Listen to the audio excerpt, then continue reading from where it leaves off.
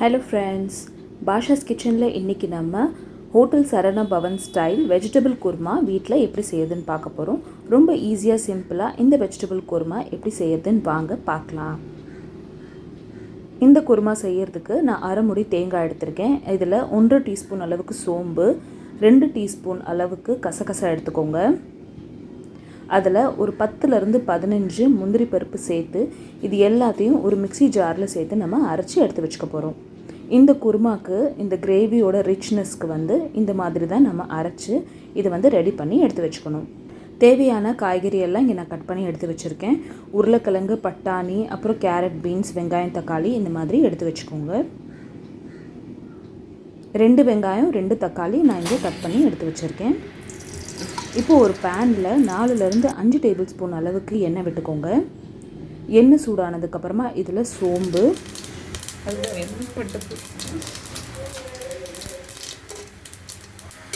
பட்டை, கிராம்பு, அப்புறம் கொஞ்சம் ஏலக்காய் தூள் சேர்த்துருக்கேன். ஒரு பிரிஞ்சி இலையும் சேர்த்துக்கோங்க. இப்போ பொடி பொடியாக நறுக்குன வெங்காயத்தை சேர்த்துட்டு எல்லாத்தையும் நல்லா வதக்கிக்கலாம்.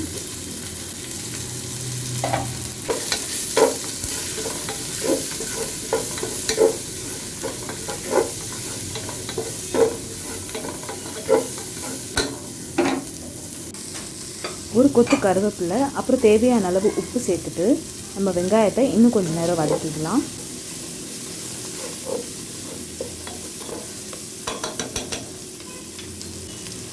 வெங்காயம் இந்த அளவு வதங்கினதுக்கப்புறமா பொடி பொடியாக நறுக்கி எடுத்து வச்சுக்க 2 தக்காளி நான் சேர்த்துக்கிறேன்.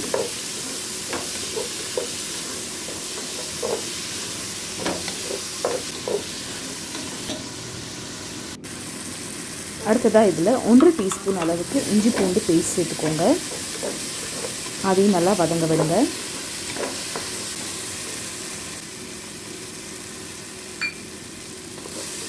தேவையான மஞ்சள் தூள் சேர்த்துக்கிறேன். இப்போ நம்ம இதில் காய்கறி சேர்த்துக்கலாம். காய்கறியில் உருளைக்கிழங்கு நான் தோல் உரிக்காமல் சேர்த்துருக்கேன். உங்களுக்கு தோல் உரிச்சு தான் பிடிக்கும் அப்படின்னா நீங்கள் தோலை உரிச்சிட்டு இந்த மாதிரி பொடி பொடியாக நறுக்கியும் சேர்த்துக்கலாம்.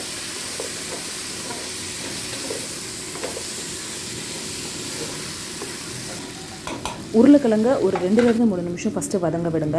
அதுக்கப்புறமா நம்ம எடுத்து வச்சுருக்கிற மற்ற காய்கறி எல்லாத்தையும் சேர்த்துருங்க.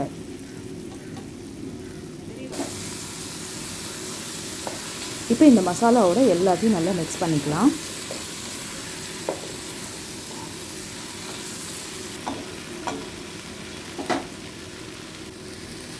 அடுத்ததாக காய்கறி வேகிறதுக்கு தேவையான தண்ணி விட்டுக்கோங்க.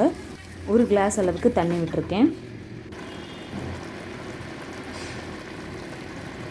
இந்த மாதிரி ஒரு கொதி வந்ததுக்கப்புறமா லிட் க்ளோஸ் பண்ணி காய்கறி வேகிறதுக்கு வெயிட் பண்ணலாம். நம்மளோட இந்த தேங்காய் பேஸ்ட்டும் இங்கே ரெடி ஆயிடுச்சு.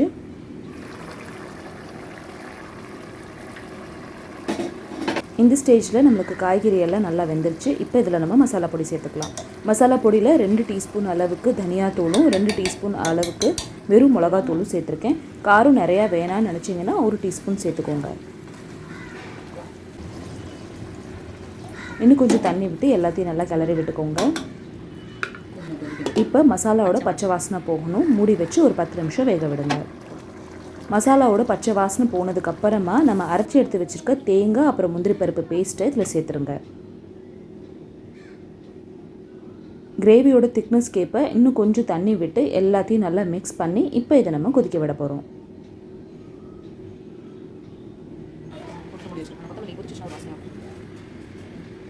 கொதிக்க விடுறதுக்கு முன்னாடி கொஞ்சமாக கொத்தமல்லி இலை சேர்த்துக்கோங்க.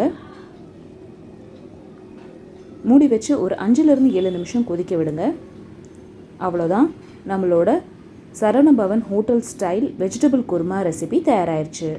கொத்தமல்லி போட்டு இறக்குனீங்க அப்படின்னா இது இட்லி, தோசை, அப்பம், ரைஸ் எல்லாத்துக்குமே ரொம்ப சூப்பராக இருக்கும். கண்டிப்பாக ட்ரை பண்ணி பார்த்துட்டு எப்படி வந்துச்சுன்னு சொல்லுங்கள்.